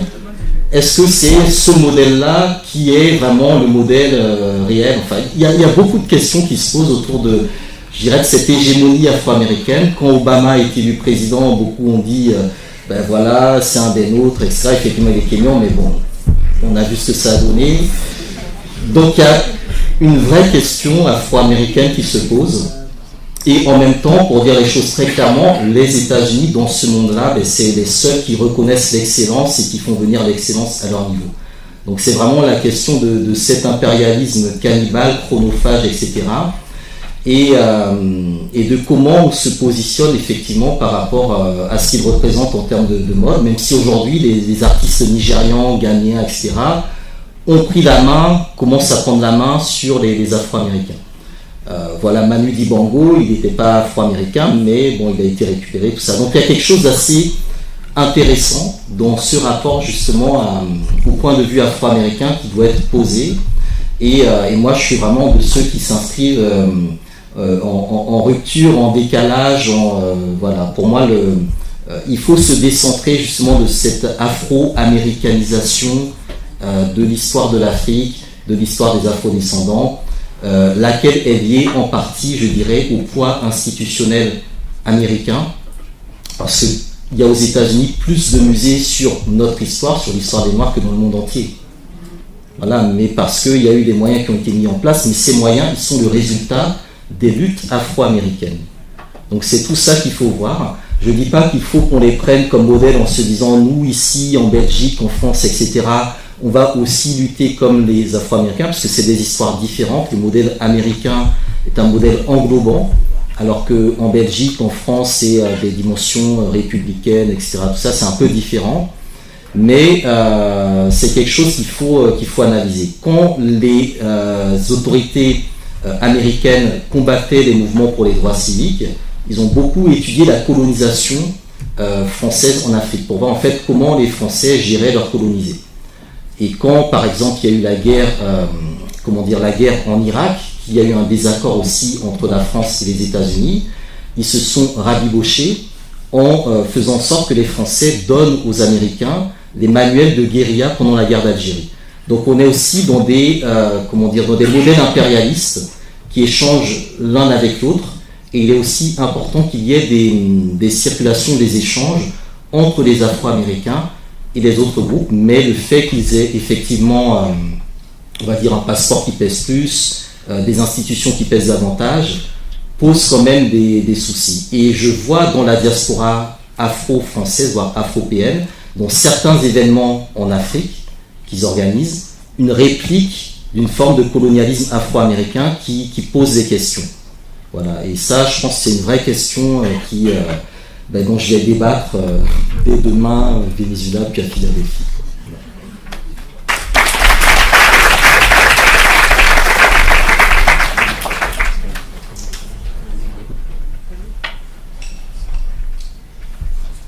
Bonsoir. Alors, moi j'ai une question pour le professeur Lumpayi. Ma question est, donc, vous avez dit le fait qu'il faut s'engager sur le champ politique, il faut s'ériger, donc je reprends vos mots, en grand acteur, véritable agent pour transformer la société. Je suis un peu perplexe par rapport à ça. Du coup, ma question est, comment peut-on y parvenir quand nous voyons que d'autres sont déjà passés par là, ont tenté de faire bouger les choses, pour que le continent africain puisse bénéficier de ses propres ressources qui sont pillées par les Occidentaux, au péril de leur vie, dans un environnement qui n'est pas du tout sécuritaire. Prenons l'exemple de Thomas Sankara ou encore de Kadhafi. Je conçois le fait qu'il faut faire bouger les choses sur le plan politique, car tout part de là. Mais quand nous voyons que certains de nos présidents africains ont encore des pactes coloniaux avec la France, encore actuellement, sont les pantins, les marionnettes de l'Occident, ne faudrait-il pas commencer par là? Moi, je suis un peu perplexe parce que je me dis, ok, je vais arriver là-bas, je vais faire bouger les choses, mais j'ai peur en fait. J'ai peur pour ma vie. Et ok, je pourrais tout donner pour le continent africain parce que c'est mes racines, mais je me dis, déjà tout seul, on ne peut pas y arriver. Donc je comprends la personne qui était là, qui parlait du fait de faire une révolution, mais une révolution peut-être pacifiste. Mais moi, je vous avoue que j'ai pas forcément de l'espoir, même si on dit que l'espoir fait vivre. Mais quand on voit qu'on perpétue des schémas et que on n'arrive pas à faire bouger les choses, même des années après, en fait, que faut-il faire à notre échelle pour qu'on puisse y arriver? Et je me dis, les présidents qui sont là, qui s'enrichissent au péril de la vie des gens du peuple qui n'ont rien à manger. Et voilà, je sais pas, je suis vraiment dépassée par la situation en fait. Et j'aimerais bien, même si je sais que vous ne pourrez pas m'apporter une réponse concrète, effective, qui va faire que je vais prendre l'avion ce soir, je vais aller sur le continent africain pour faire bouger les choses. Mais voilà, ça m'attriste, vraiment.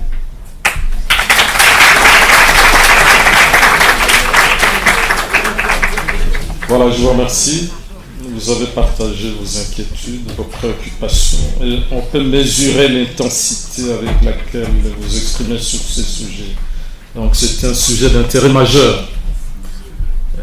Je voudrais quand même rappeler, quelqu'un a parlé de Kémy Séba. Parfois il va très fort.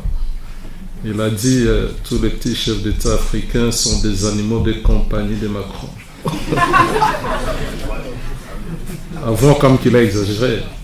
Mais ça voudrait dire en effet qu'il est temps que l'Afrique que nous sommes et ceux qui sont là-bas, nous avons un parcours qui n'est pas forcément le parcours des anciens. Ils ont échoué, ils n'ont peut-être pas eu le sentiment de révolte qui est le nôtre. Et donc, je conçois tout à fait que le chemin peut être périlleux, difficile. Encore une fois, on doit faire le choix. Est-ce que je me classe dans la catégorie des optimistes qui croient à l'action et à la capacité, parce que nous avons des exemples de pays qui ont réussi. Des hommes, parfois, qui n'avaient pas la maturité que vous avez aujourd'hui. Si vous allez dans le pays de monsieur, comment il s'appelle, celui qui a fait les coups d'État en Guinée, là, le très grand, là. Voilà. Et vous avez peut-être eu l'occasion de suivre les grands discours de l'ancien président de la Guinée, comment il s'appelait encore, Sékou Touré. Vous voyez, c'était, on va dire, des apprentis de l'époque, comme ils étaient déjà solides, déterminés. J'ai envie de vous dire, le premier élément de ma réponse, c'est la prise de conscience. La deuxième chose, c'est d'apprendre à se battre. On ne peut pas se battre en ordre dispersé. Vous savez que la conquête du pouvoir politique s'obtient, en tout cas dans le contexte de pays qui sont en train de faire l'apprentissage de la démocratie au travers de partis politiques. Il n'est pas impossible pour des gens qui réfléchissent beaucoup, déterminés de s'emparer des grands partis politiques dans le pays du Sud. Moi, quand je vais là-bas, je me rends compte qu'à un moment donné, ils sont tournés vers vous alors que vous n'êtes pas sur terrain. Je me rends compte que la jeunesse est très engagée. Et si vous décidez de faire une conférence, tout à l'heure, vous avez 200-300 personnes. Et M. Obama nous avait dit, je ne suis pas toujours d'accord avec lui, sur certaines questions, notamment les valeurs africaines sur lesquelles on ne peut pas peut-être négocier. Mais il avait dit une chose importante. Un homme et une femme, on peut changer sa classe en place. Vous tenez un discours et vous arrivez à convaincre les gens, vos collègues. Après, ce discours peut être véhiculé par 3-4 de la classe et vous allez changer toute une cour de récréation. Et après, ce discours peut être répercuté jusque dans le quartier. Et puis dans une commune, et dans une province, et puis dans un pays, et même dans le monde. Il faut y croire, le changement est possible. Mais à condition, enfin, c'est le dernier élément, il faut avoir une approche stratégique, n'est-ce pas? Il faut avoir une approche stratégique. Il faut être passionné. Et il faut tout naturellement, bien sûr, se doter. Vous voyez, là où il va aller, on va dire c'est le centre du monde. J'espère que le centre est en train de se déplacer. Mais il faut engager de stratégies et se servir de ce qu'on appelle les think tanks, des gens qui sont capables de penser de stratégie. En effet, il n'est pas difficile, quand vous allez en Afrique, d'occuper l'espace politique. C'est très facile. Mais il faut être là, il faut la détermination, il faut l'engagement. Maintenant, ça ne sert à rien. Si vous et moi, demain, on s'engage et on va rééditer la même chose qu'est-ce qu'ils sont au pouvoir. Moi, j'ai connu Félix Tshisekedi quand il était encore jeune ici. Voilà. Mais c'est une question de personnalité, de détermination. Donc, pour nous, c'est possible. Et d'ailleurs, je vous annonce, c'est peut-être prématuré de le dire, moi, je viens de Lubumbashi. J'ai eu l'occasion de discuter avec pas mal d'acteurs. Je suis passé par la suite à Kinshasa au mois de juillet. Et mes amis qui sont très engagés, nous avons discuté des valeurs africaines. Et nous avons dit qu'est-ce qu'on peut faire pour qu'on ne nous impose pas dans ce qu'on appelle le nouvel ordre international, en effet, des valeurs qui sont tout à fait l'opposé de ce que nous avons en Afrique. On n'arrive pas encore à accepter, en tout cas dans nos traditions, dans les convictions des quantités de gens, comme c'est le cas ici, par exemple, qu'on nous impose d'inscrire dans nos constitutions, voilà, des valeurs, de considération qui concernent la famille ici. Mais si on ne décide pas nous-mêmes de prendre le taureau par les cornes et de verrouiller certains articles de nos constitutions, on ne peut pas être étonné que demain, nous allons commencer à célébrer contre peut-être la grande majorité des Africains. Je ne suis pas en train de m'expliquer à titre personnel sur la question très sensible qui peut concerner. Je vis là-bas, c'est écrit, je ne défends ni l'euthanasie, ni l'avortement. Moi, je trouve ça très bien. Ça signifie qu'on reconnaît à l'être humain la capacité de décider de manière libre. Ça voudrait dire aussi que si tel est le cas, nos peuples, nos pays doivent décider souverainement sur ces questions-là. Et il faut les inscrire au cœur de nos constitutions. Vous voyez, ça c'est un sens de combat. Et les amis m'ont dit, qu'est-ce qu'on va faire? Eh bien, les anciens partis politiques qui sont là, c'est des vieux, ils sont très corrompus. Alors, nous avons monté la stratégie pour nous emparer de certains partis politiques, mais je ne vais pas les dire tout de suite ici. Alors, enfin, nous avons mis en place un projet ici. J'y travaille depuis, on va même dire 3 ans. Mais seulement l'équipe de mes compatriotes, j'avais choisi de travailler avec de prêtres, de pasteurs africains. Vous voyez? Pas de pasteurs aventuriers, de sérieux. Et nous avons décidé de créer ce qu'on appelait effectivement l'école de la gouvernance pour l'Afrique. Mais cette école de la gouvernance pour l'Afrique, EGA en sigle, ce n'est pas une école où on va à l'auditoire avec un prof. mais nous avons décidé d'organiser nos communautés, nous aider beaucoup. L'homme de Jean Blou, je ne sais pas s'il est toujours là, il a évoqué la question de la coordination de tous les mouvements qui peuvent exister. En effet, on essaie d'établir un répertoire de certains d'entre nous. Je dis encore une fois, la politique peut être une vocation. Ceux qui pensent qu'ils ont tellement envie de faire ça.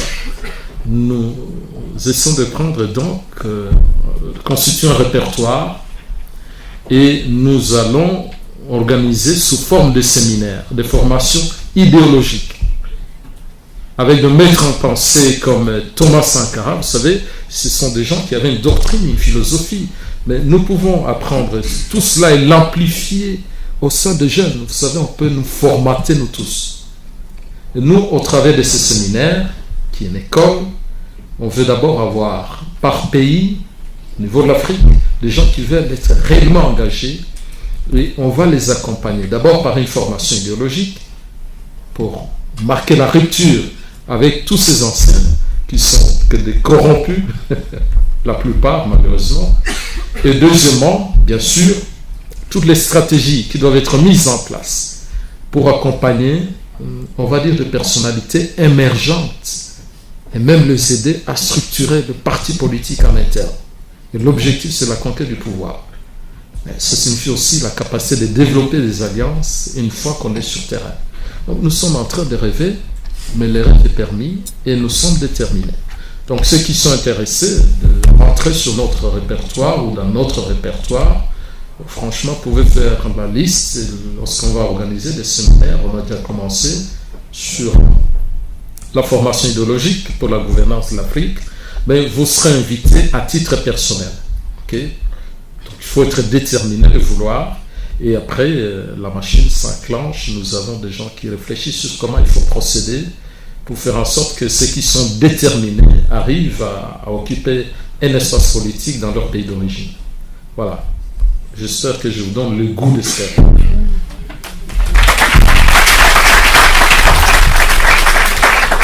Merci beaucoup. On a vraiment plus beaucoup de temps. On va prendre une dernière. Je sais que la plupart d'entre vous sont rassasiés. On va prendre une toute dernière question. Comme ça, on va les clôturer avec cette soirée.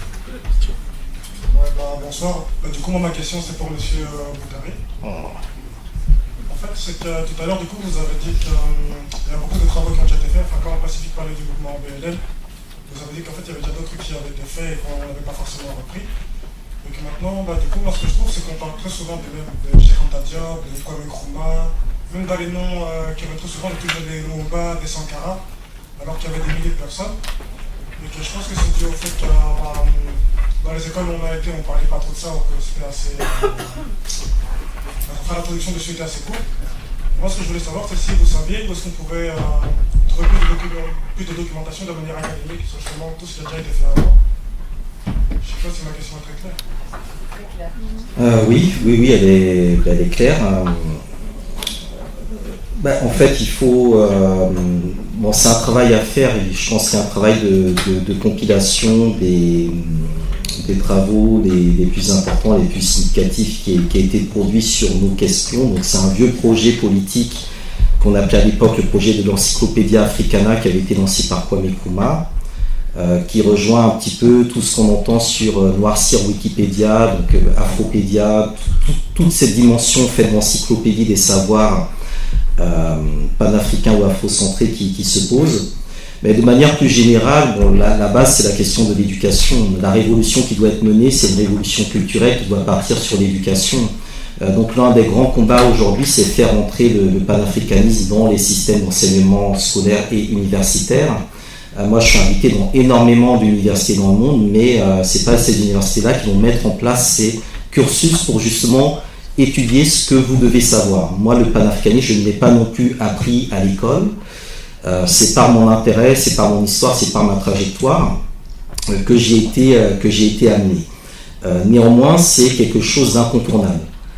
Si vous voulez du travail dans ce 21e siècle, formez-vous au panafricanisme. Formez-vous au panafricanisme, c'est très important, parce que c'est par là que beaucoup de choses vont se faire dans les années qui viennent. j'ai énormément de sollicitations et je peine à trouver des jeunes bien formés pour me seconder. Je suis aussi dans une organisation, la Ligue panafricaine Modja, que je préside, dans lesquelles il y a des ressources qui sont très intéressantes. En 2018, on a créé à Paris l'école politique africaine, dans laquelle on forme justement, on essaie justement de former des décideurs de nouvelle génération, puisque on voit bien que nos États disent qu'ils veulent rompre avec la France, se tourner vers la Russie. Qu'est-ce que ça veut dire? Ça veut dire qu'il y a aussi un marché de l'intelligence qui est en train de s'ouvrir aujourd'hui. Ce marché, c'est à nous de le conquérir. C'est à nous de nous y imposer. C'est à nous de créer nos formations qui seront proposées à ces États dont les dirigeants prétendent ou affirment vouloir rompre avec la France. Et là, on a besoin de matières grises. On a besoin de matières grises, on a besoin de structuration, de formation, de cadres, de ressources bibliographiques. La révolution par l'éducation, je pense que c'est la révolution politique de base. Une fois que ce travail-là est fait, tout le reste en découle. Parce que si vous formez une génération sur les bases du panafricanisme, vous êtes absolument certain qu'il en découlera des dirigeants panafricanistes. Et pas du panafricanisme de constitution. Parce que dans la constitution, on peut mettre tout et n'importe quoi et ne jamais la respecter. Donc là aussi, je pense qu'il faut repenser quelque part les modèles. Il y a beaucoup de choses qui sont liées effectivement aux traditions orales. Il y a beaucoup d'éléments qu'on n'a pas par écrit, mais dont on a les pratiques. Donc une grande partie des pratiques militantes dans le panafricanisme ont été produites et structurées par des femmes qui n'ont malheureusement dans beaucoup de cas pas laissé de source. Et donc là aussi il y a un travail à faire en termes de, je dirais, d'archivage de nos propres organisations. C'est quelque chose que nous devons faire. Je ne sais pas si les cercles étudiants ne devraient pas aussi se consacrer à ce travail des précédents cercles qui ont existé, qui ont disparu, mais il y a tout un ensemble d'expériences, de pratiques sur lequel on doit apprendre à se reposer et ne pas constamment, refaire la roue. Voilà. Et donc, la question que vous posez, elle est essentielle. Quand vous parlez de Cheikh Anta Diop, quand vous parlez de Thomas Sankara, on le connaît par ses discours qu'il a tenus publiquement. Mais beaucoup de ces discours n'étaient pas écrits par lui. Beaucoup étaient écrits par Valère Sommet, qui était le cerveau idéologique, l'un des cerveaux idéologiques de la Révolution. Le fameux discours de Sékou Touré, où il répond au général de Gaulle, c'est pas lui qui l'a écrit. C'est d'autres derrière lui qui l'ont écrit et qui ont dit « Tu es celui qui sait le mieux parler, qui saura le mieux exprimer ce que nous pensons. » Donc, je pense qu'il faut vraiment concevoir la dimension organique du travail intellectuel que nous avons à faire. On a besoin de toutes les ressources dans tous les domaines. À mon niveau, je travaille actuellement sur une réforme au niveau de l'Union africaine par rapport à une structure qu'on est en train de mettre en place en relation avec la question du Covid, quand des milliardaires ont dit on veut investir dans les trucs, etc. Donc nous, on s'est présenté, on leur a dit on a un projet. Bon, ils n'ont pas forcément encore investi parce qu'on doit passer l'étape politique. C'est pour ça que la question de l'économique et du politique, ça va ensemble. Et donc en janvier, à Addis Abeba, on a une réunion, on va tenter de faire bouger l'organigramme de l'Union africaine pour qu'un certain nombre de questions populaires puissent aussi entrer à ce niveau-là. Donc les questions de stratégie, elles sont à la fois au plus haut niveau médian et au niveau d'en bas. Et c'est en ayant justement les références de tous ces personnages-là qu'on comprend un peu où est-ce qu'on se situe et sur qui on peut s'appuyer pour avancer. Donc ce travail de compilation, je dirais que on doit le faire. Il existe des centres d'archives marxistes, communistes, syndicalistes, féministes, etc. Mais sur le panafricanisme, il n'y en a pas en tant que tel. Et ça, on doit penser à le constituer. Et ça aussi, c'est quelque chose qui renvoie précisément à l'expérience que nous avons ici en Europe. L'an dernier, à Paris, à la bibliothèque Beaubourg, nous avons organisé ce qu'on appelle une bibliothèque Black Studies à la française, dans laquelle en fait nous avons totalement décolonisé la bibliothèque en question, en montrant précisément en quoi il est possible de repenser les schémas mentaux et intellectuels à partir de nos propres questions et de faire émerger des archives qui ont été invisibilisées. Et on s'est rendu compte qu'il y a eu énormément de journaux, de productions, d'archives, de documents sur l'histoire des Noirs en France qui ont été invisibilisés. Donc tout ça, c'est des travaux, je dirais, de collecte. Je peux parler aussi, par exemple, d'une expérience qu'on a faite en Angleterre, le Black Experience Archival Trust, donc le fonds d'archives sur l'expérience noire. On a demandé à des collégiens d'aller interviewer les grands-parents du quartier pour retracer l'arbre généalogique. Parce que tous ces éléments-là, surtout dans le contexte de la diaspora, pour conclure avec la thématique qui nous amène ici, c'est vraiment de retracer les généalogies à la fois familiales mais aussi intellectuelles. Et force est de constater que ces généalogies-là, elles ont été rompues, elles ont été brisées, de telle sorte qu'aujourd'hui, on voit effectivement des personnes, je dirais, apparaître sur le devant de la scène et masquer quelque part les sources dans lesquelles on peut trouver ce savoir à l'état, je dirais, un peu plus pur et incandescent. Et ces mécanismes-là posent la question de la décolonisation de l'université. C'est une chose, effectivement, de faire tomber les statues, de faire renommer les salles, etc., mais il faut aller plus loin. Il faut aller vraiment plus loin. Il faut que certaines questions soient débattues dans ces cadres-là, et c'est en ça que, dès qu'on m'a proposé d'intervenir dans le cadre du comité Ujamaa, qu'on m'a expliqué ces politiques, parce que je m'inscris aussi dans cette lecture politique, je me suis dit, il faut vraiment que je vienne et que je soutienne cette initiative. Et donc je vous invite tous vraiment à soutenir ce travail-là, parce qu'il est extrêmement important et décisif dans les temps actuels.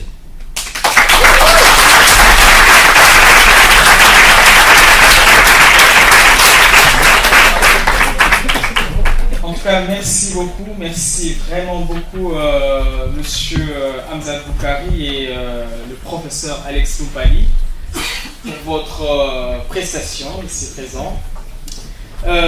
C'était vraiment magnifique, on a beaucoup aimé.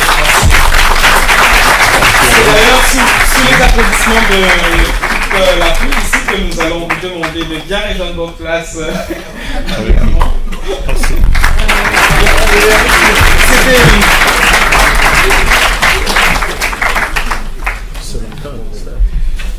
Oui, on va conclure. En tout cas, merci beaucoup. Merci.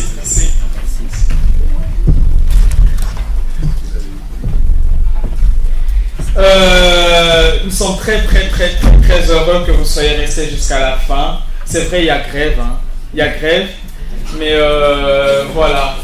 Je ne pense pas que la grève soit... En tout cas, pour ma part, je ne pense pas que la grève soit plus importante. C'est demain, oui, mais elle commence à 22h. Non, attendez, on a fini. Attendez, on a fini. Tranquillos. Je veux juste inviter le reste de l'équipe organisatrice. Afin que le découvrir aussi. Nous sommes tous là, voilà. Et sans pour autant monopoliser la parole, je vais laisser la parole à Myriam. Vas-y, viens. Vas-y. Bonjour à tous, moi c'est Myriam. Avec Dylan, nous sommes responsables du pôle recrutement et événements. Donc si vous avez des questions concernant le processus d'adhésion ou des questions sur le fonctionnement interne, n'hésitez pas à venir vers nous. En ce qui concerne la visite du 4 décembre du musée de l'Afrique, 10 membres du comité seront invités à participer gratuitement à une visite et aussi à participer au tournage sur les guides du musée. Donc si vous êtes intéressé, n'hésitez pas à l'inscrire dans le formulaire lorsque vous vous inscrivez, comme ça on pourra faire un petit tirage au sort. Voilà, merci. Je voudrais rappeler que le tournage, c'est un documentaire. Hein. C'est un documentaire sur le panafricanisme aussi. Non. Non. C'est un documentaire sur les guides du musée de l'Afrique qui offre du coup tous une perspective différente qui tente d'être décoloniale à la suite de la réouverture du musée en 2018. Voilà. Mais voilà, toutes les informations seront communiquées si vous êtes tiré au sort. Voilà, tiens. Ok, je voudrais juste remercier encore les intervenants et le SAM manager. Est-ce qu'on peut les remercier?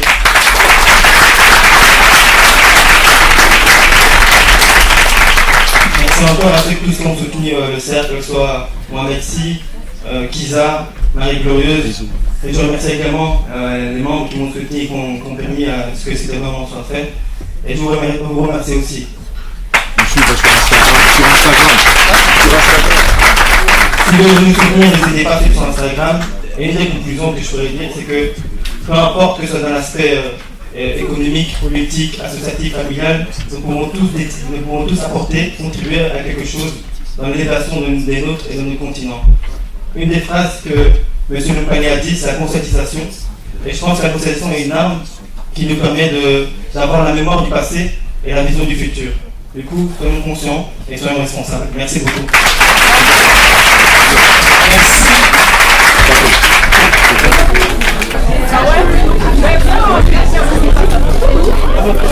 Mais non, plus tard, je ne peux pas rentrer à Paris.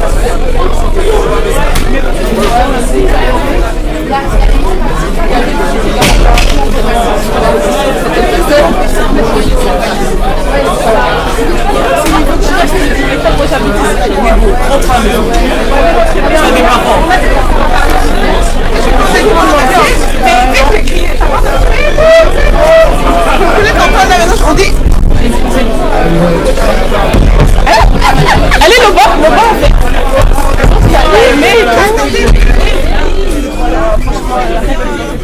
Mais non, c'est mais tu vas rencontrer tu pourras nous voir qu'il y a pour ça.